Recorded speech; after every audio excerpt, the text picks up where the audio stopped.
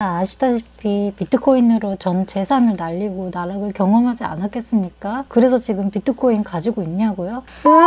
오늘은 2017년 비트코인과 알트코인으로 이 순엉터리 기법을 시전하여 저의 전 재산과 부모님 돈까지 아주 시원하게 날려먹고 나락을 갔다 온 경험자로서 현재의 코인 시장을 바라보는 지극히 주관적이고 지극히 개인적인 저의 생각을 감히 말씀드려보도록 하겠습니다. 오늘 영상은 진짜 끝까지 꼭 봐주시면 감사하겠습니다.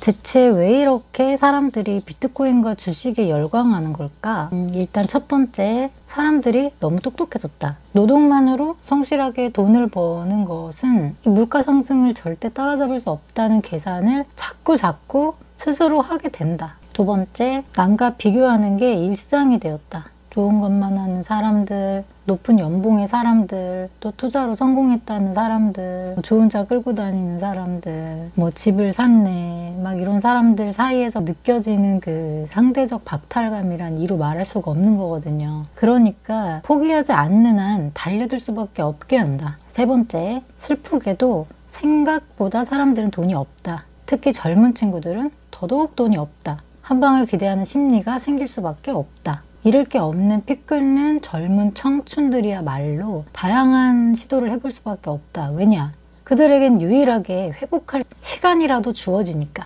네 번째, 새로운 세상이 열릴 땐 엄청난 피해자와 엄청난 혜택을 누리는 자로 갈린다. 이럴 때 오히려 아무것도 안 하는 게 중간은 갈 수도 있다. 하지만 격변하는 시대에 아무도 뒤처지고 싶은 사람은 없다. 뭔진 정확하게 모르겠으나 일단 올라타고 싶다. 막 사람들이 달려가잖아요. 막 달려가니까 나도 끼고 싶은 거지. 뭔진 모르겠는데 일단 올라타야 될 것 같은 거예요. 그 시대가 올 거라는 거는 근데 어렴풋이는 느끼고 있다. 그렇다면 우리는 대체 어떻게 해야 돈을 벌 수 있을까?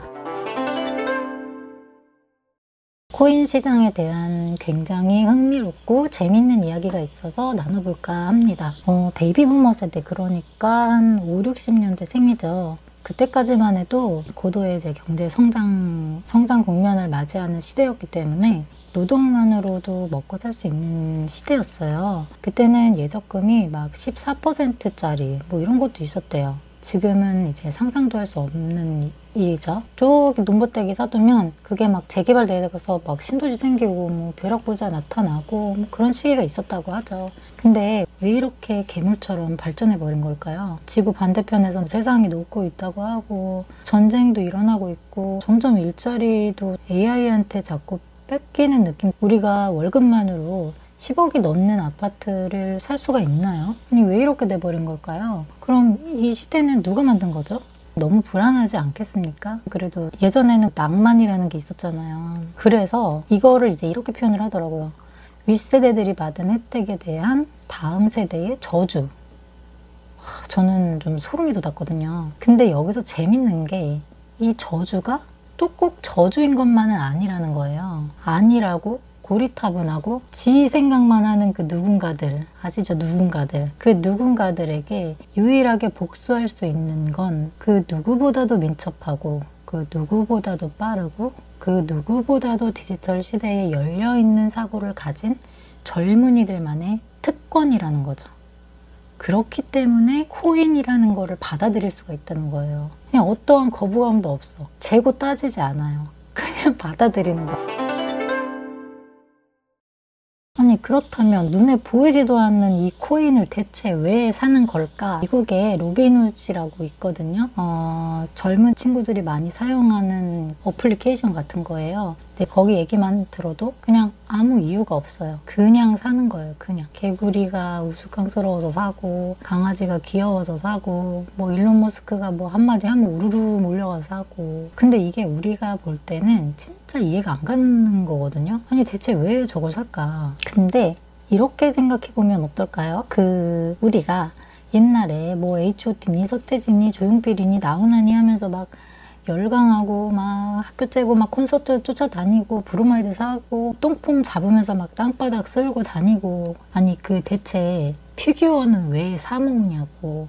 돈이나 싸야 말이지. 뭐 심지어 뭐 리미티드 에디션 막 이래가지고 웃돈 주고 거래도 하고, 특히나 게임 하시는 분들은 뭐 게임은 야 장비 빨이지 이러면서 아이템 막 지르고, 또 희귀템 많이 가지고 있을수록 오 막 이런 우월감 이런 것도 느끼게 되고, 이럴 때 부모님들 반응 어떠셨나요?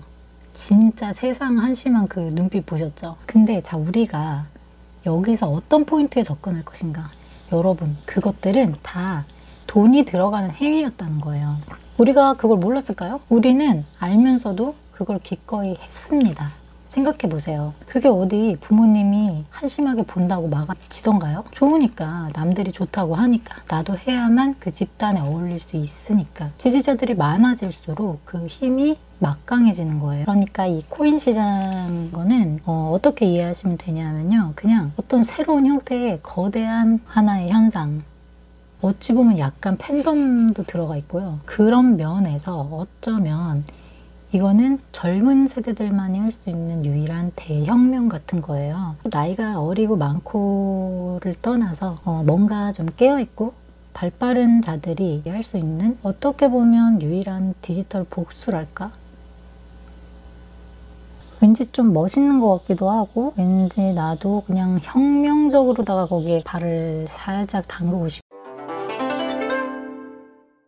그런 면에서 본다면 새로운 어떤 블록체인 생태계가 성장하는 이유는 어떻게 보면 되게 간단해요. 왜 이렇게 사람들이 비트코인에 열광하는가? 왜 코인 시장이 저렇게 성장을 하는가? 그 본질을 타고 들어가면 굉장히 심플해요. 왜냐하면 돈이 되기 때문입니다. 물론 비트코인은 조금 다른 형태를 띈다고 하더라도, 뭐 자금 세탁이라던가 전쟁 시 화폐 이동 수단이 된다거나, 나를 보호할 수 있다거나, 뭐 비트코인 안에서 다른 시스템이 얼마든지 자라날 수 있다거나, 또는 뭐 희소성을 뭐 소유한다는 그런 가치적 접근이라던가, 거대한 자본 시스템 조종자들에게 놀아나지 않아도 된다라거나 등등등, 뭐 그런다고 할지라도 본질은 결국에 이거라고. 본질이 이거 돈 되겠네? 생각보다 편리하고 유용해. 희소성도 있어. 사람들이 몰리겠는데?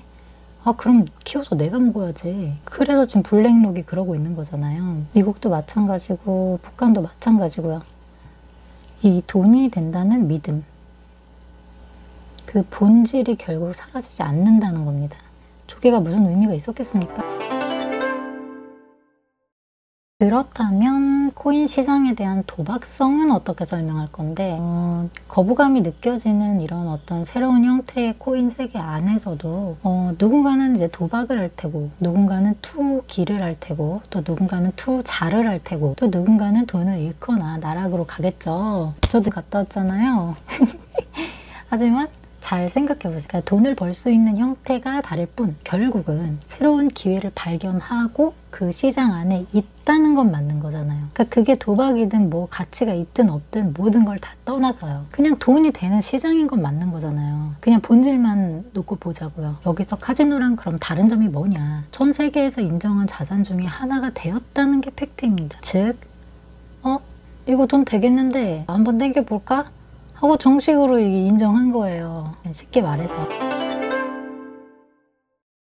나만의 통찰이라면 뭐가 있을까요? 여러분, 우리가 돈이 없지 통찰이 없겠습니까?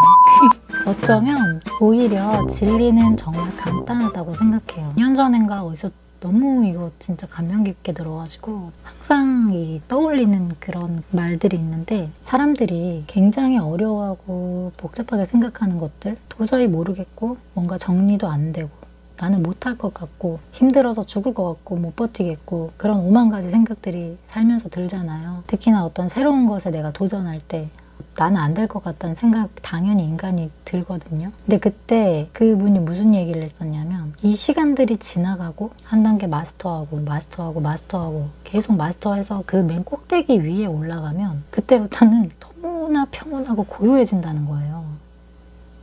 밑에 있을 때는 이제 자기들끼리 난리가 나.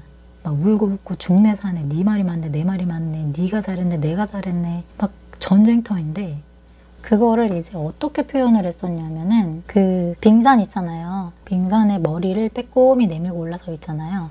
근데 우리가 볼 때는 이 빙산의 머리만 보여서 이게 굉장히 고요한 듯 보여도 그 밑에 이 땅을 지탱하고 올라온 그 바다 밑에, 거기는 진짜 우리가 알 수도 없는, 눈에 보이지도 않는 그 어마어마하고 무수한 미생물들과 생명체들 간에 먹고 먹히는 생태계 전쟁이 일어나고 있다는 거예요. 그런데 이 빙산의 꼭대기에 올라서면 비로소 잔잔하고 그 햇빛이 따사로우면서 그 바닷물결이 반짝반짝거리면서 모든 것이 평온한 고요 속으로 들어간다는 거죠. 진짜 이 말이 정말 아직도 안 잊혀져요. 너무 멋진 비유였던 것 같아요. 그래서 결국에 진리는 오히려 간단하다. 오히려 진리를 깨닫기 전까지가 더 어렵고 복잡하다. 그래서 저는 살면서 항상 이 이야기를 복잡할 때마다 떠올리거든요. 그러니까 결국 주식이든 코인이든 부동산이든 세계 경제든 다 똑같은 것 같아요. 전 세계의 어떤 모든 것들, 그러니까 돈을 끌어모으고 돈을 빌려주고 무언가를 하고, 여기서 중요한 게 무언가겠죠. 그 무언가는 굉장히 다양한 것들이 들어 뭐 전쟁까지 포함해서 어쨌든 돈을 끌어모으고 돈을 빌려주고 무언가를 하고 돈을 갚는 행위, 그냥 이게 전부예요. 당연히 그 맨 위에는 유전학적인 생존 본능이 들어가 있는 거고요. 그래서 그게 주식이든 코인이든 또 다른 형태의 어떤 투자 세계가 열리든 우주를 날아가든 인간을 복제하든 뭐가 됐든 미래는 알 수가 없으나 우리의 포지션은 뭐다? 늘 깨어 있어야 한다. 그리고 중요한 것은 뭐다? 무엇을 믿을 것인가입니다. 투자든 인생이든 이게 제일 핵심이라고 저는 생각해요. 넘쳐나는 그 정보 속에서 그것을 선별해낼 수 있는 힘, 결국에 본인만의 돈그릇, 그리고 경험, 그리고 나만의 인생 공부, 결국 돈이 되는 곳엔 사람이 모인다. 근데 돈이 많을수록, 많이 가지고 있을수록 위험보다는 안정성을 추구하게 된다. 왜냐하면 잃고 싶지 않거든요. 그리고 잃지 않는 투자야말로 진짜 투자이기 때문에. 그렇다면 우리가 할 수 있는 유일한 퍼포먼스는 뭘까요? 그래서 저는 이렇게 생각해요. 안 할 거면 모르겠는데 안 하는 것도 방법이에요. 뭐 주식도 있고 부동산도 있고 뭐 채권도 있고 금도 있고 뭐 등등등 다양하니까. 하지만 할 거라면 누구보다 빠르게 행동하고 선점해보자. 그러니까 발은 담궈놓자 이거예요. 어떻게? 이왕이면 안전한 방법. 제가 제 동생한테 너 비트코인 좀 투자해, 일부라도, 아니 진짜 10만 원이라도 그냥 넣어놓고 없는 돈셈 치면 되잖아 라고 했을 때 납득하는 데까지 과연 몇 년의 시간이 걸렸을 거라고 생각하세요? 아직도 안 샀습니다. 근데 뭐 그게 뭐 나쁩니까? 수도 있죠. 그냥 안정감을 선택한 것 뿐이에요. 왜냐? 이 코인이라는 새로운 생태계 안에서 사람마다 그 대가라는 게 굉장히 처참할 수 있거든요. 제가 2017년에 비트코인을 입문했지만 그땐 돈글이 차있지가 않았던 상태이고 경제 개념도 없던 시기이고 뭐 용어부터 막혀버리니까 그러니까 이거죠. 영어를 우리가 처음에 배울 때 영어 단어부터 공부를 해야지 이게 뭐가 나가잖아요. 뭐 단어도 모르겠는 거예요. 그래갖고 막 매수해야 되는데 매도 눌러버리고 매도 눌러야 되는데 막 매수 눌러 제끼고 막 이랬거든요. 그래가지고 뭐 저도 또한 그 코인이라는 생태계 안에서 정말 처참했는데 뭐 근데 후회는 안 해요. 다시 만약에 내가 그 시절로 돌아가더라도 저는 똑같은 선택을 했을 거거든요. 저는 오히려 그 실패했던 제 삶이 굉장히 마음에 들어요. 그 이제 저희 부모님이 그러시죠. 쟤는 아직도 철딱서니가 없고 젊어서 저런다고. 제가 엄마한테 그러죠. 엄마 그럴 용기도 없었잖아! 이러면서 막 소리 빽 지르고 막 그랬거든요. 그 경험이라는 거는 언제나 떠올리면 눈시울이 붉어지지만 그래도 너 정말 너무 멋있었다. 너무 도전적이었어. 그래, 젊었으니까. 그래, 후회 없었으면 됐잖아. 그렇다고 막 제가 막 몇십억씩 막 그런 게 아니에요. 진짜 누군가가 볼 땐 정말 진짜 아무것도 아닌 돈이지만 저에게는 전 재산이었기 때문에. 그래서 제가 이제 드리고 싶은 이야기가 실패해도 괜찮다고 말씀을 드리는 거예요. 그 경험이라는 거는 다 어디 가지 않는다는 거. 저는 진짜 단 한 명이라도 그런 얘기를 해주는 사람이 있었다면 얼마나 좋았을까. 정말 얼마나 위로가 됐을까. 그런 생각을 정말 엄청 많이 했었거든요. 뭐 스스로 고립을 자처한 거니까 그거에 대해서도 상관없어요. 하지만 이왕이면 좀 위로가 되는 사람들이 있었으면 훨씬 더 지혜롭게 헤쳐나가지 않았을까 이런 생각도 해보고요. 그러니까 나름대로 용감한 편임에도 불구하고 이 투자 시장에 항상 손을 공손히 모으게 되는 곳이거든요.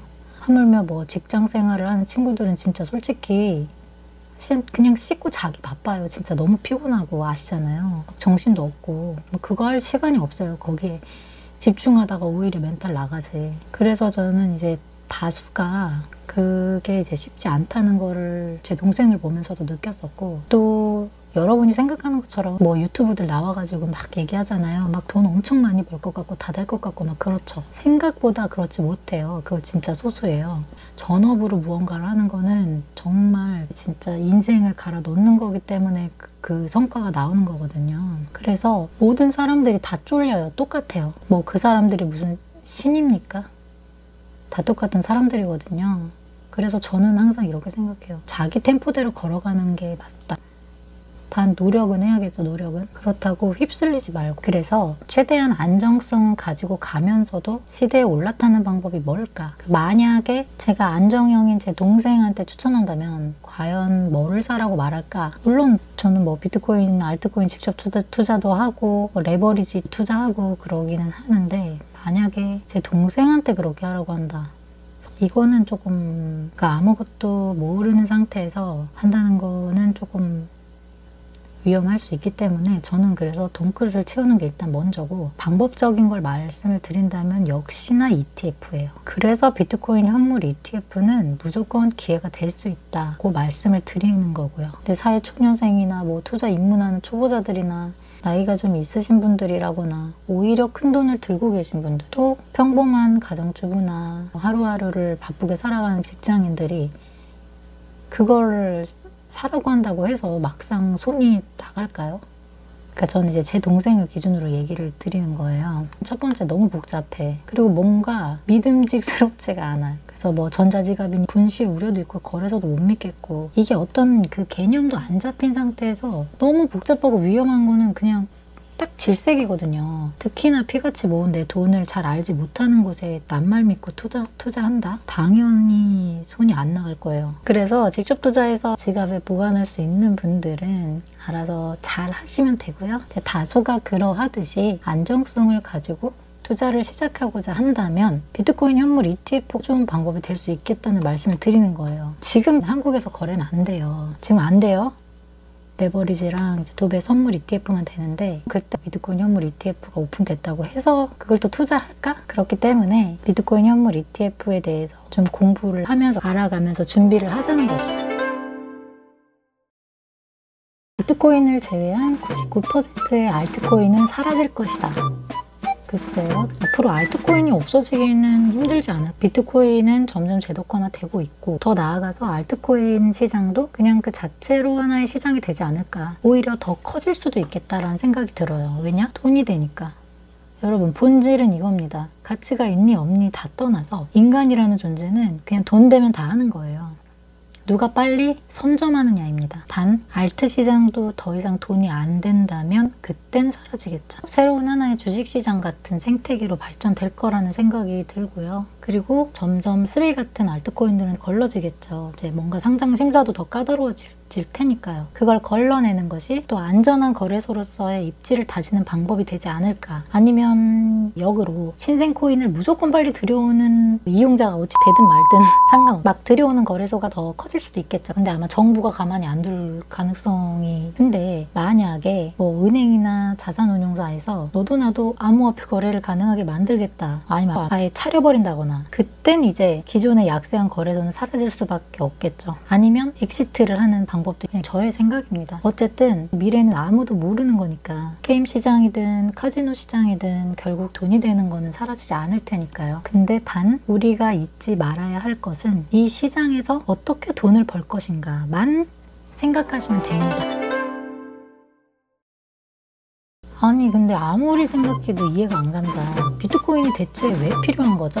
어쨌든 이제 비트코인은 새로운 형태의 금이기 이전에 자유에 대한 강렬한 욕망이자 도전이었을 거라고 저는 생각을 해요. 인간이 점점 똑똑해지고 권력자들은 우리가 똑똑해지기를 원치 않잖아요. 미국에서 비트코인 현물 ETF가 승인됐는데도 불구하고 한국에서 거래가 안 되잖아요. 왜일까요? 그래서 이 비트코인이 없어질 수 없는 거예요. 정부한테 또 노란하고 있잖아요. 진짜 짜증나지 않습니까? 아니 제가 저번에 한 1,500만 원 정도를 한 번에 뺄 일이 있었는데, 그러니까 어디 은행이라고 제가 말은 안 할게요. 할게요. 근데 굉장히 막 이상한 제스처를 취하면서 뭐라 그랬더라, 왜 필요하냐 그랬나? 시간이 걸린다 그랬나? 아무튼 지금 안 된다는 거예요. 제가 너무 황당해가지고, 아니 제가 제 돈을 빼겠다는데 왜 안 된다는 거죠? 그랬더니 아니 뭐 지금 당장 필요한 거냐, 팀장님한테 물어봐야 된다, 퇴근 시간이라서 뭐 어쩌고 저쩌고. 아니 무슨 그게 왜 필요하냐고. 그랬더니 아 그러면은 자기가 내일 출근해서 바로 출근되게끔 미리 조치를 취해 놓겠다는 거예요. 아니 무슨 제가 제 돈 뺐는데 무슨 절차가 필요한 거냐고 했더니 막 안절부절하. 그래서 아니 뭐 이런 황당한 일이 다 있지, 큰 돈도 아니고. 근데 이게 전화통화로 한 거였거든요. 돈이 안 빠져서. 아무튼 그래서 제가 그때 아 은행이 힘들어지고 있구나, 그리고 이런 불편함 때문에 비트코인은 더 커질 수밖에 없겠다, 계속 자금이 유출되면 더 힘들어지겠다. 그러니까 은행은 뭔가를 빨리 이제 손을 써야겠죠. 근데 왠지 은행이 코인 시장 먹을 거